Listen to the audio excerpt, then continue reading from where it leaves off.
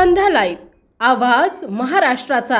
नमस्कार, मी गौरी। आपण पाहत आहात संध्या लाईव्ह। पुणे आणि सोलापूर या दोन जिल्ह्याला जोडण्यासाठी दुवा असणाऱ्या भीमा नदीवरील तब्बल 55 कोटी रुपये खर्च करून उभारण्यात येणाऱ्या डिक्सल पुलाच्या कामाला अखेर सुरुवात झाली आहे। संध्या लाईव्ह या चॅनलने 2 दिवसांपूर्वी या पुलाचे ठेकेदार राहुल पटेल आणि कोंढार चिंचोलीचे माजी सरपंच देवीदास साळुंके यांचा दूरध्वनीवरील संवाद प्रसारित केला होता। या संवादाच्या आधारे सदर पुलाचं काम 2 दिवसात सुरू होणार अशा प्रकारची बातमी दाखवली होती। अखेर या बातमीच्या दणक्यानं संबंधित ठेकेदारानं तातडीनं युद्ध पातळीवर या पुलाचं काम चालू केलंय। संध्या लाईव्ह न्यूज चॅनलच्या या बातमीचे करमाळा आणि इंदापूर या 2 तालुक्यात कौतुक होत आहे। संध्या लाईव्ह साठी प्रतिनिधी विजयकुमार गायकवाड, भिगवण, करमाळा।